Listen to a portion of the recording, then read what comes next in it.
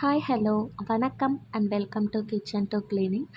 இந்த video recipes மட்டும் இல்லாமல் ஒரு குட்டியாக vlog, அதாவது க்ளீனிங் அண்ட் ஆர்கனைசிங் செய்து தான் நான் ஷேர் பண்ணியிருக்கேன். ஆக்சுவலாக இது என் ஃப்ரெண்டு கொடுத்த ஐடியா தான். வெறும் ரெசிபீஸ் மட்டும் போடுறதுனால கொஞ்சம் போரிங்காக இருக்கும், நீ ஏதாவது vlog மாதிரி ட்ரை பண்ண இன்ட்ரெஸ்டடாக இருக்கும் அப்படின்னு சொல்லியிருந்தா. ஸோ அதை தான் நான் ட்ரை பண்ணியிருக்கேன். இது என்னோடய ஃபஸ்ட்டு vlog. கண்டிப்பாக பார்த்துட்டு எப்படி இருக்குதுன்னு எனக்கு கமெண்ட்டில் சொல்லுங்கள். போர் அடித்தாலும் எனக்கு கமெண்ட்டில் சொல்லுங்கள். அப்போ தான் நெக்ஸ்ட் வீடியோ நான் இன்ட்ரெஸ்டடாக போட முடியும். முதல்ல நம்ம ரெசிபி பார்த்துடலாம். இதில் நான் 2 டைப் ஆஃப் இட்லி பொடி ரெசிபி வந்து ஷேர் பண்ணியிருக்கேன். ஒன்று பூண்டு பொடி, இன்னொன்று கருவேப்பிலை பொடி. ஃபஸ்ட்டு பூண்டு பொடி எப்படி பண்ண நான் ஷேர் பண்ணுறேன். 1 கப் உளுத்தம்பருப்பு, அதில் வந்து 1/2 கப் கடலைப்பருப்பு எடுத்திருக்கேன். இது என்னோடய ஸ்டைலில் நான் பண்ணியிருக்கேன். நிறைய பேர் வேறு மாதிரி பண்ணுவீங்க. நான் எப்படி பண்ணியிருக்கேன்னு தான் நான் ஷேர் பண்ணுறேன். இதில் வந்து உளுத்தம்பருப்பும் கடலைப்பருப்பும் 2த்தையும் நல்லா வறுத்து எடுத்துக்கலாம். செவக்க வறுக்கணும். மீடியம் ஃப்ளேம்லேயே வச்சு பொறுமையாக வறுத்தெடுங்க.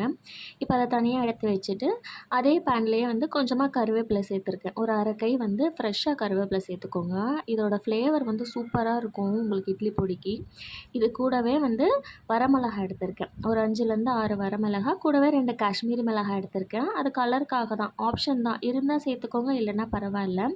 அதையும் வறுத்து எடுத்து வச்சுட்டு கடைசியாக வந்து பூண்டு ஒரு 10லேருந்து 15 பல் பூண்டை நல்லா 2 தட்டி எடுத்து வச்சுருக்கேன்.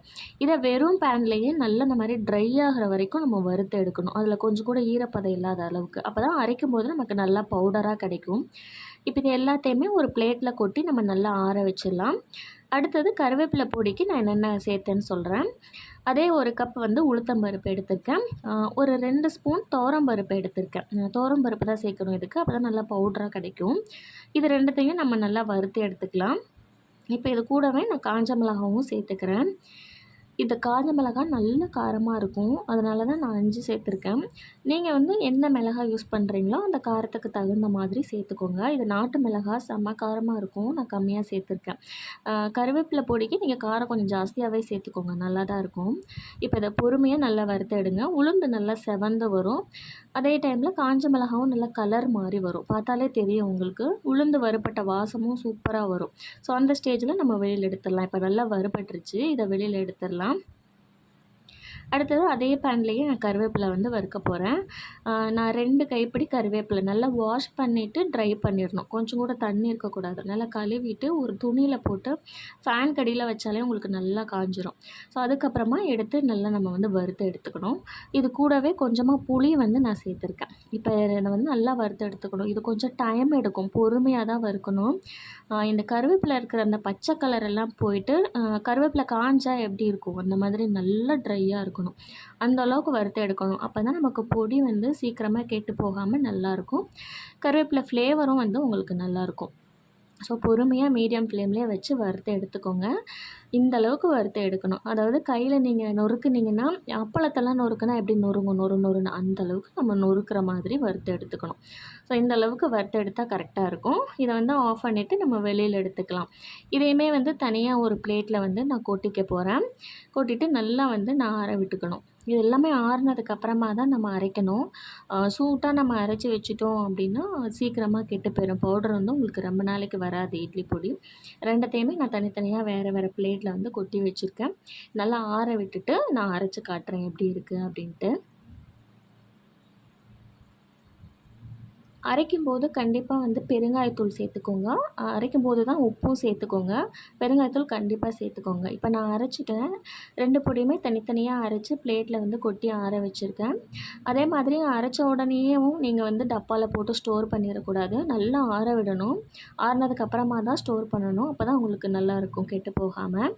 இப்போ இட்லி பொடி, இது வந்து பூண்டு பொடி. பூண்டு பொடி வந்து நல்லா கொரன்னு அரைச்சிக்கணும். கொஞ்சம் நீங்கள் ரொம்ப நைஸாக பவுடராக வந்து அரைக்கக்கூடாது. கையில் தொட்டு பார்த்தா இந்த மாதிரி கொரன்னு இருக்கணும். அப்போ தான் இட்லி தோசை கூட வச்சு சாப்பிடும்போது நல்லாயிருக்கும்.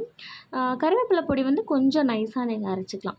ஏன்னா இது வந்து நம்ம சாதத்து கூடயும் பிசைஞ்சு சாப்பிட்டுக்கலாம், கருவேப்பிலை சாதம் அப்படின்ட்டு. ரொம்ப சூப்பராக இருக்கும். அதே மாதிரி ரொம்ப ஹெல்த்தி கருவேப்பிலை பொடி வந்து. நீங்கள் வெறும் எண்ணெயில் வந்து கடுகு உளுத்தம்பருப்பு தாளிச்சிட்டு இந்த பவுட்ரை போட்டுட்டு சூடாக சாதத்தை கிளறினீங்க அப்படின்னா சூப்பராக இருக்கும். அவ்வளோதான், நம்மளோட இட்லி பொடி சூப்பராக ரெடி ஆகிடுச்சு. கண்டிப்பாக நீங்களும் ட்ரை பண்ணி பார்த்துட்டு எப்படி இருக்குன்னு எனக்கு கமெண்ட்டில் சொல்லுங்கள். அடுத்தது நான் ஒரு குட்டி விலாக் மாதிரி தான் நான் ஷேர் பண்ணியிருக்கேன். இது சின்னதாக ஒரு க்ளீனிங் தான். சிங்க் ஏரியா மட்டும் நான் க்ளீன் பண்ணிகிட்ருக்கேன். நான் வந்து எப்படின்னா ஒரே நாளில் எல்லா வேலையும் செய்ய மாட்டேன். ஈவன் கிச்சன் மட்டும் க்ளீன் பண்ணுறதுனா கூட sink area, counter top, gas stove, அப்புறம் வந்து நம்ம பாத்திரம் கவுத்திருக்க இடம், அந்த செல்ஃபு எல்லாத்தையும் தனித்தனியாக தான் நான் பண்ணுவேன். ஒரே நாளில் உட்காந்து பண்ணேன் அப்படின்னா கண்டிப்பாக என்னால் பண்ண முடியாது. இதே ஒன்று ஒன்றா பண்ணேன் அப்படின்னா எனக்கு போர் அடிக்காமவும் இருக்கும். அதே மாதிரி இன்ட்ரெஸ்டடாகவும் சாட்டிஸ்ஃபைடாகவும் பண்ணுவேன். அதாவது உருப்படியாக ஒரு வேலையை பண்ணுவேன். ஒரே நாளில் எல்லாத்தையும் பண்ணுறேன் அப்படின்னா அரைங்குறையமா முடிக்கணுமே அப்படிங்கிறதுக்காக பண்ணுவேன். ஸோ அதனால் நான் இந்த மாதிரி பிரித்து தான் பண்ணுவேன். ஈவன் நோட் பண்ணி கூட வச்சுருப்பேன். ஸோ இன்றைக்கி மண்டேவா, இன்றைக்கி நம்ம ஜிங்க்கு க்ளீன் பண்ணலாம், டியூஸ்டேவா கேஸ் ஸ்டவ் க்ளீன் பண்ணலாம், வெட்னஸ்டேவா கவுண்டர் டாப் க்ளீன் பண்ணலாம் அப்படின்னு தான் நான் வந்து பிளான் பண்ணி பண்ணுவேன். சொல்லப்போனால் எனக்கு இந்த பாத்திரம் கழுவுற வேலையே சுத்தமாக பிடிக்காது. ஏனோ தெரியல, எல்லா வேலையும் பண்ணிடுவேன். ஏ டு இசட், சமைக்கிறதுலேருந்து வீடு பெருக்கிறது, துடைக்கிறது, டாய்லெட் பாத்ரூம் க்ளீன் பண்ணுறது, துணி துவைக்கிறது, மடிக்கிறதுன்னு என்னவோ எனக்கு இந்த பாத்திரத்தை பார்த்தாலே சுத்தமாக பிடிக்க மாட்டுறது. அதை கழுவணுன்னாலே ஐயோ பாத்திரம் கழுவணுமான்னு தான் தோணும். பட் வேறு வழி இல்லை, கழுவி தானே ஆகணும் அப்படின்னு சொல்லிட்டு கழுவிட்டு கையோடையே அந்த ஜிங்க்கையும் க்ளீன் பண்ணி வச்சா தான் எனக்கு பாத்திரம் கழுவணும் ஒரு சாட்டிஸ்ஃபேக்ஷனே இருக்கும்.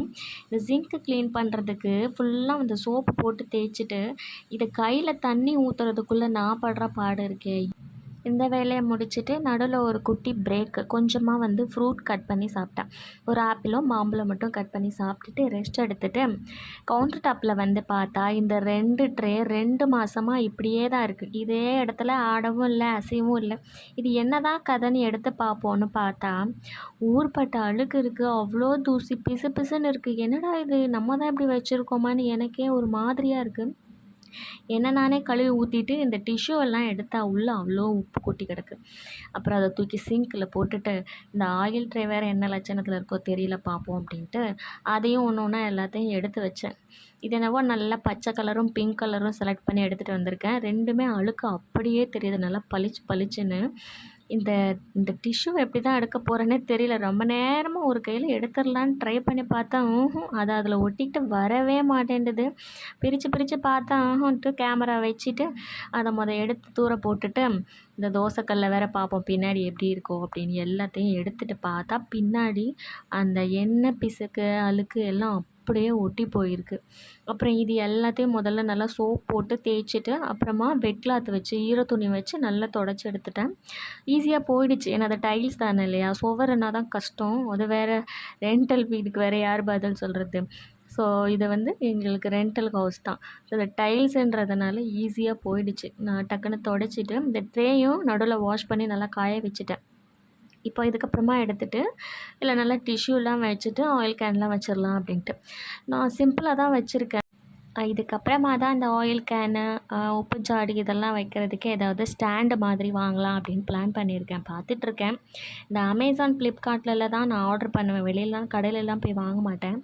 அதுக்கே வந்து எங்கள் வீட்டில் உனக்கு எப்போ பார்த்தாலும் கிச்சனுக்கு அது வேணும் இது வேணும்னு வாங்கி போடுற, ஏன்டி செய்கிறதே இந்த ஒரு சோறு ஒரு குழம்புக்கு எத்தனை தாண்டி வாங்குவேன்னு கேட்பாங்க.